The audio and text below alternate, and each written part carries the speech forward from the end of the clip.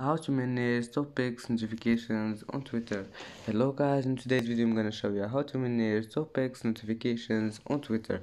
First go to Twitter and then go here and now go down and click settings and privacy, and then click this one, notifications, and now you will find here preferences. Click on it and now click this one, push notifications, and then go down and you will find this one here, and you can turn it off or turn it on if you want. And that's how manage topics notifications on Twitter. And that's it for today's video. If you like this video, don't forget like and subscribe, and see you in the next video.